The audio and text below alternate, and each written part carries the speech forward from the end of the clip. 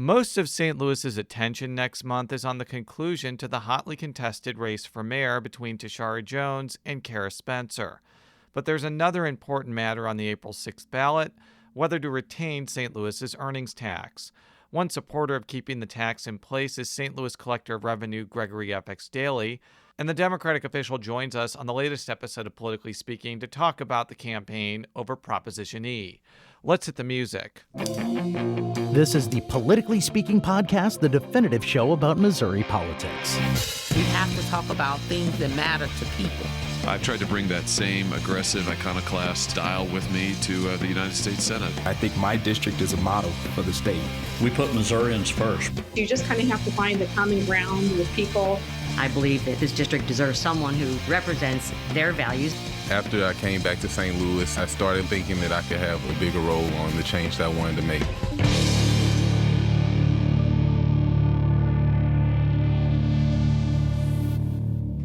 Welcome to Politically Speaking. I'm your host today, Rachel Lippmann. Joining me via Zoom, as we have been, I think, for about a year now, are two of my colleagues at St. Louis Public Radio, one of my fellow political correspondents, Jason Rosenbaum. And joining us for the first time, I believe, on the podcast as a host is St. Louis Public Radio's economic and business development reporter. Hey, I'm Corrine Ruff. Glad to be here. And our very special guest today is also a first-timer on the Politically Speaking podcast. Joining us from South St. Louis, where his political base is our collector of revenue. Rachel, thanks for having me. I appreciate it. And remind us who you are. This is Gregory Daly, is the collector of revenue. And Mr. Daly, this is your first time on the podcast, and so we do like to have our first-time guests kind of tell us a little bit about themselves. So let's start with that question. First of all, who is and what does the collector of revenue do? Rachel, the collector of revenue is the one person. It's an elected office every 4 years. And this will be my fourth. I'm serving my fourth term as the collector of revenue. Collector of revenue is put in a position to collect all taxes here in the city of St. Louis. We are involved with personal property and real estate. We're involved with earnings tax. We also collect trash and refuse taxes. We have a fee office, a state fee office where individuals can come and get their license plates, get their driver's license renewed. So we kind of, anything that has to do with taxes in the city of St. Louis, we're pretty much the designee. The office generates about $700 million a year. So obviously, we're an integral part of the revenue source in the city. We send out all those nice little letters to all of our city constituents once a year, right there, first week of November, for your personal property and real estate taxes that are due on January the 1st. Those fees that are collected are designed to go to 14 different agencies throughout the city of St. Louis, the biggest one being the St. Louis Board of Education, which gets approximately, 60% of those fees. And then our next biggest one would be the earnings tax, which we're going to talk about today. And then in the basement, we have the trash and refuge, which is due on a quarterly basis. So as you can tell, we keep ourselves busy here on a year-round basis. Now, it sounds like this would be a position that just could take a lot of abuse. Nobody really likes to pay taxes. There's, they're necessary evils. What made you want to run for this office and then to keep running for this office? Yeah, Rachel, you're pretty much on time with that. It's always amazing to me. I am blessed with a staff that we are very much involved with customer service. There's a lot of reasons why people don't particularly care for the collector of revenue. So it's our job to change those ideas to make our office run as professionally as we possibly can, and certainly extend the courtesies that go along with that.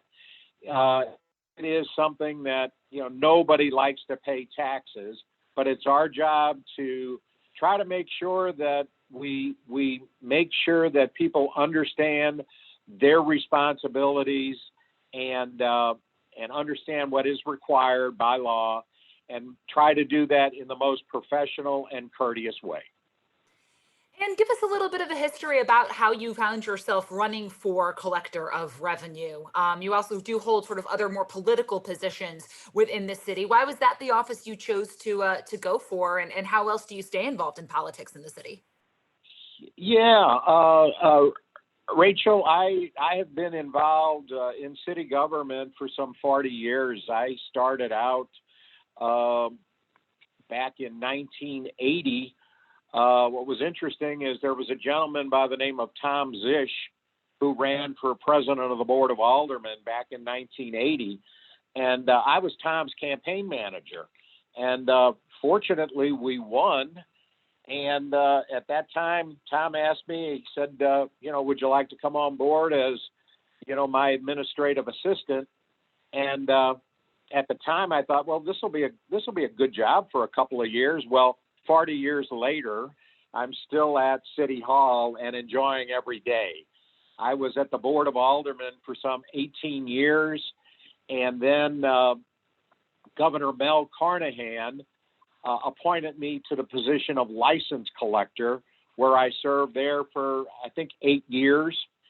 And during that period of time, the previous collector of revenue was Ron Leggett, and Ron had resigned. And at that particular time, when the position became open, I decided to run for collector of revenue, and again was fortunate to win with the support throughout the city. I enjoyed a situation there with the Urban League president, Michael McMillan. Michael became the license collector, and then I took the position of collector of revenue. So one of the things you mentioned your office does is handle the money that comes in from the earnings tax. And we brought you on today partially because in April, city residents will see on their ballot a ballot item asking them to renew the earnings tax again. For those who may not be kind of familiar, why is that item even on the ballot to begin with? Rachel, I want to say 10 years ago, I could be wrong, but there was a situation that was brought before the voters of the city of St. Louis to ask if voters would consider considering every 5 years bringing the earnings tax up to be looked at and voted on to ensure that would continue. This is the third time it has been up for consideration. I want to say, I think it was 2011. It passed by a large majority, and then 2016 it passed by an also large majority. But this is just the process that comes into play, and in 2021, it's up for renewal at this stage of the game. So I wanted to jump in here and ask, this is an effort that's been widely supported in the past. The earnings tax makes up more than a third of the city's budget. And I wondered if you could just detail, where does this money go? What kind of services does the earning tax help support? Yeah, Corrine, what happens is the earnings tax generates about $240 million. And that goes directly into general revenue, which encompasses about 36% of the budget for the city of St. Louis. When I say general revenue, that is something that all of us participate in. If you're driving down the street and there's a pothole and your car hits the pothole and you're upset, you call Citizen Service Bureau, that money, that part of that general revenue will come out and fix that pothole. Or if you're at the park and, enjoying parks and recreation, tree trimming, police and fire are major participants. So general revenue is that 36% of the money, or $240 million, is something we all participate on a daily basis. So we actually see that money affecting our everyday lives. And the loss of a third of the city's revenue, and if this is defeated, it would happen gradually. I think that the way that the law was written, it calls for it to, I think, decrease by like 1/10 of a point over a period of time until it goes down to zero. But I mean, for those who may be sitting there going, wavering on whether they think this is a good tax to keep supporting, what does blowing that big of a hole in the city's budget look like? What happens when a city loses that much money coming in? Well, $240 million is a huge number, big number, and I think you just have to assume that if that goes away, I think what you'll find is that property taxes, real estate taxes will skyrocket. At this stage of the game, there is no other plan to plug that $240 million. So it is essential, in my estimation, it's essential that we retain this tax. One of the interesting parts of the earnings tax is that individuals who live in the city, obviously you either have to live in the city or work in the city to pay the earnings tax. And 70% of the earnings tax that is paid from individuals that live outside the city. When they come in to enjoy the zoo, the parks, the ballpark, or whatever, as far as some of the things that we have as a city, then obviously we're in a position to provide their safety, their enjoyment, their entertainment, and that's part of what the earnings tax does. So it is a tax that if you do not work, you don't pay. If you're retired, you don't pay, or you're in between jobs, you don't pay. So it is a tax only based on individuals that are currently working. So I'm the designated county resident of this show. Corrine and Rachel live in St. Louis City. And it's always been interesting to me, even though I've only lived in the county for about 3 years, that when Rex Sinquefield and his people basically crafted this ballot initiative, they only had like St. Louis City residents and Kansas City residents vote every 5 years, not county residents, Jeffco, St. Charles. Would it be fair to say that if he had crafted it that way and people like me were voting on this, that the earnings tax would be in a lot more danger of being repealed? I think that's a fair assumption. It's hard to tell. Campaign hasn't been run in that direction, but I would think that there are individuals who don't live in the city that feel that, the earnings tax is something that shouldn't pertain to them. To follow up on that, I'm not one of those people, by the way. I want the city to succeed, and I pay about $550, $600 of earnings taxes, even though I live in the county. But what would you say to people who live in the county and that pay maybe less than that, maybe more than that, who are like, why does it benefit me as a non-city resident for the earnings tax to still exist and for me to still be paying for it? Well, I do think that the city of St. Louis is a regional attraction to, obviously we have baseball, we have the zoo, we have all kinds of attractions there that people who do not live in the city come in and visit, thank goodness, and make that part of their scope as far as their entertainment when they're bringing their families or bringing people from out of town.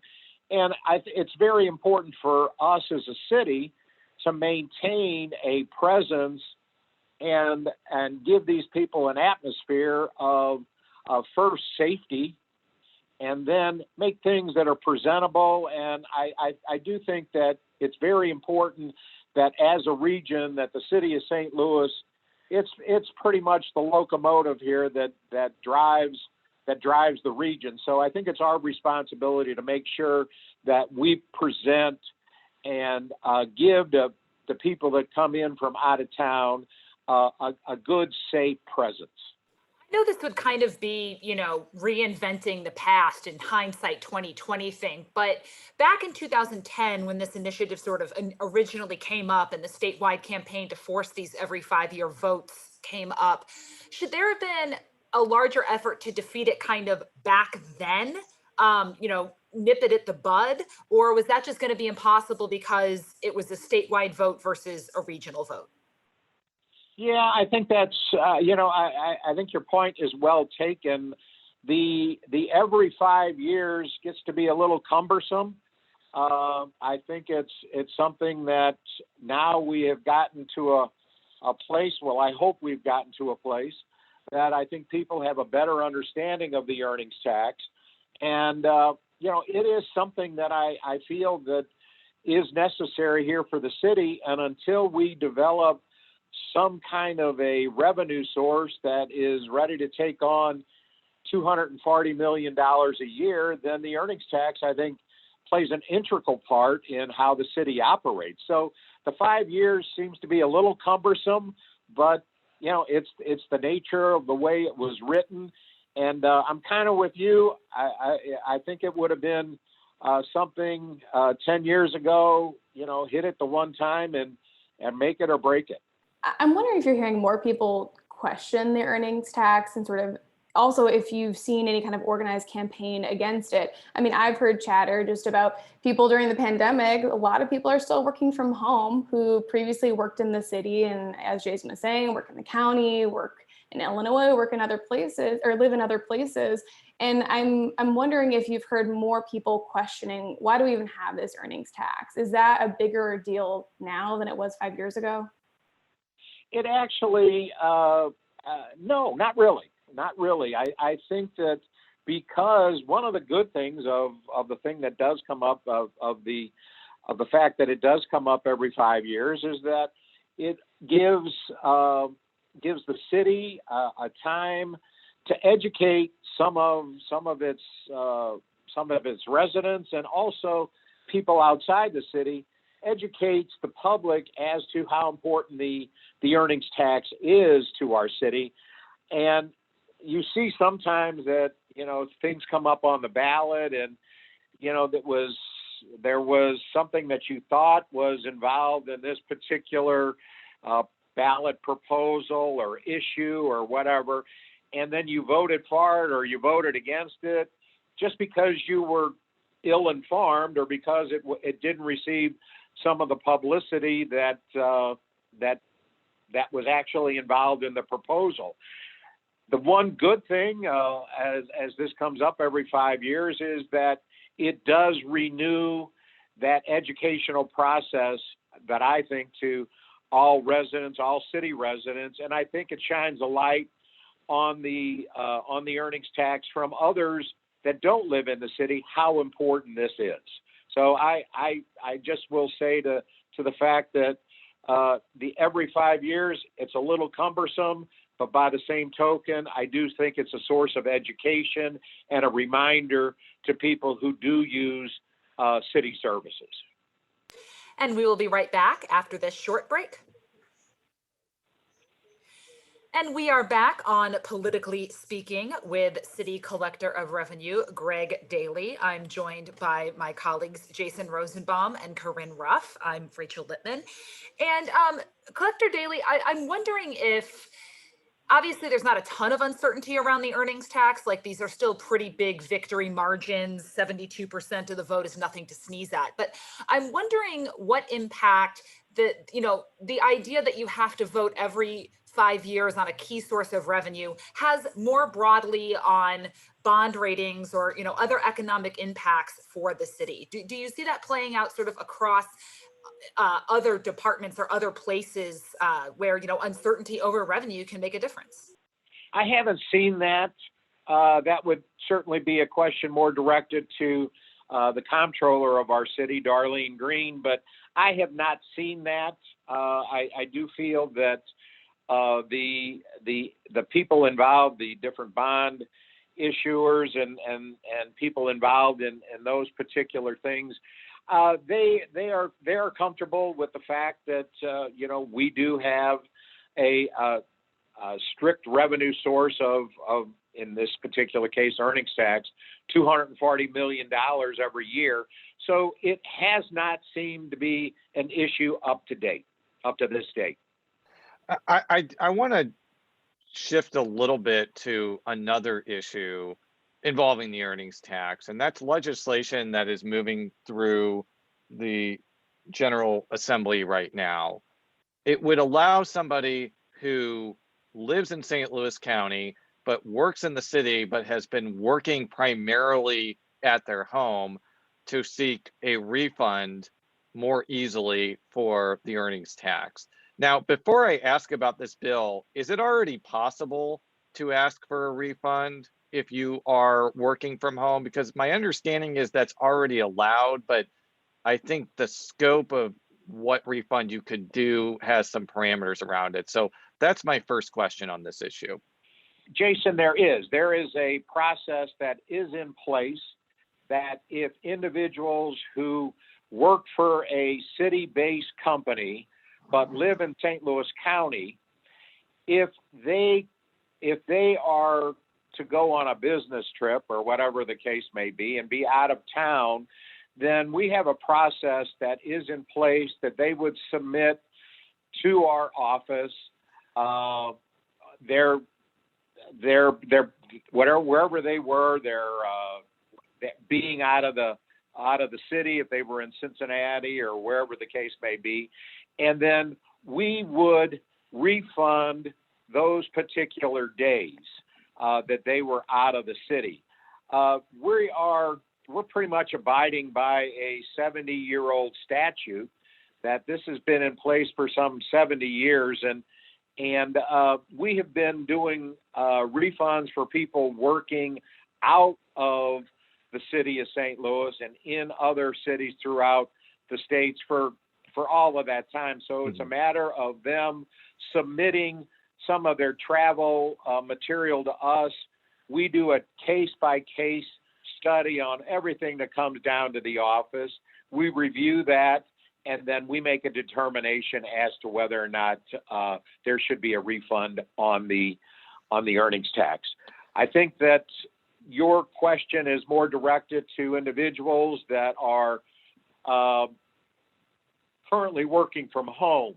And what we have made a decision here in the office is to anybody who is working virtually from home, but their company is still based in the city of St. Louis, we have made a decision to continue to collect the earnings tax. It is something that as an office we have looked at, and as the collector of revenue, it is my job. It is something I was elected to do, and I think the people of the city of St. Louis elected me to collect taxes, and that is the position that we have made at this stage of the game, is to collect taxes on anybody as long as their company is based in the city of St. Louis. Now, I'm reading from an article from the St. Louis Business Journal. Senator Andrew Koenig, who's a Republican from Manchester, the legislation defines wages subject to the earnings tax as not including, quote, any work or services performed or rendered through telecommuting or otherwise performed or rendered remotely, unless the location where such remote work or services are performed is located in the city. The article goes on to say that if a taxpayer is denied a refund for work not performed in the city, he or she can sue the government to recover what's owed plus attorney's fees. So I'm going to go out on a limb and say you're probably not for this legislation, because if this legislation passes and lots of people who live in the county start requesting refunds, I have to imagine the city is going to lose tens, if not low hundreds of millions of dollars from this. Is that a fair assumption, or am I overstating the impact of this? No, I think it's a fair assumption, Jason, and I think State Senator Koenig is certainly listening to his constituents, and he feels that he felt that it was necessary to bring something up before the legislature. But I think it's a fair assumption that yes, the city of St. Louis would be against that legislation. Just wondering if you expect there to be any kind of, legal challenges to your interpretation right now of collecting revenue. The idea that, if your company is still based in the city, that's enough to be considered that, you are working in the city of St. Louis. Yeah, there has been, Rachel, there's been some conversations in those directions. I have not been directly involved with that at all and don't expect to be until it happens. But I think what Jason has alluded to, there has been some discussion, and we'll just wait until that takes place. Again, let me reiterate, I feel that it's the position of the collector of revenue to collect taxes and actually abide by the 70-year-old statute pertaining to earnings tax. So I'm going to just play devil's advocate again, because as I said on the first part of the show, I would not be one of the people asking for a refund because, I don't think it's worth the time. And I do see some value in my $600 going to the city because I'm in the city all the time. I use its parks, I use its streets, all that sort of thing. But if you live in West St. Louis County and you're paying $600, $700, $800 in earnings taxes, but you primarily have worked from home during this pandemic over the past year, and that person is like, I don't understand why I'm paying earnings taxes if I'm not setting foot in the city of St. Louis. What would you say to that person? Well, I certainly understand their concerns, and it's something that we're in some new territory here. I think the pandemic has certainly put us in a situation where some things that were normal aren't normal anymore. And I think that because of this, there are some questions out there that, need to be probably answered. And I just don't know how that's going to take place. Again, I resort back to my position is that it's my job as the collector of revenue to collect taxes. I do feel that there are some concerns of individuals that live in St. Louis County, and obviously, we are going to listen to them, and certainly the procedures that we have had in the past are still in place. So if they were out of town or whatever the case may be in another state, we are going to certainly consider those, as we have for many years, and will continue to do so. I've got sort of a political question about this election coming up, the Proposition E vote. This is the first time that the vote on the earnings tax will overlap with a mayoral election. And this is the first general election in the mayor's race that will matter in quite a while. And I'm wondering how you think those two elements are going to play out. Do you now come into this from a position of strength? Because I have seen messaging among a lot of the groups who, kind of play in mayoral politics that this is also an earnings tax, or is also a measure that needs to be supported. Yeah, Rachel, I do. I feel that this is an opportunity, and I'd like to take this opportunity to first off thank Mayor Cruzen for joining me and putting this campaign out in the street and out before the voters of the city of St. Louis. We've both taken it upon ourselves to make contributions to maintain a committee to try to generate a viable campaign to get this and educate the voters. The mayor and myself have both donated $50,000 apiece to put a campaign out there and field something to educate the voters. Having said that, with the mayoral election, on the same ballot as Prop E, I would like to take this opportunity to thank both Treasurer Tashara Jones and Alderwoman Kara Spencer for supporting the earnings tax. And to go into this a little bit further, obviously, these two individuals are working day in and day out, trying to get their message out. And we are very fortunate, the mayor and myself, and I'd like to say a lot of other people in the city are very fortunate to be part of that message, that both candidates are supporting the earnings tax. And I think that only serves Prop E it very well and gets the message out maybe even a little bit more than we could have, just because of the interest in the mayoral election. Before we sign off, I have one very important question for you. When is your new mixtape coming out? When is my what? When is your new mixtape coming out? There's a running gag on Twitter from the St. Louis Post-Dispatch food writer that you appeared on a concert with Taylor Swift announcing your new mixtape. So I wanted to know when your next mixtape is coming out. I'm gonna leave that to everybody's suspicion, and I'm just gonna keep that out there. Jason, if you and I are talking about this, man, I got something special out there, brother. And I'm just gonna keep that out there and just keep everybody talking about it. Wow, this is a cliffhanger. I'm not even sure I know what we're talking about here, but shows you the Twitter circles that I roam in. On that note, for all of our stories about mixtapes and otherwise, you can go to our website, stlpublicradio.org. I'm on Twitter @rlippmann. That's 2 P's and 2 N's. Corrine, where do you orbit in the Twitterverse? What's your handle? I am in the Twitterverse @Corrine Susan. And Jason, what's your handle? Jay Rosenbaum. And Collector Daly, where can people find you on, and maybe the Proposition E campaign as well, in social media and the World Wide Web?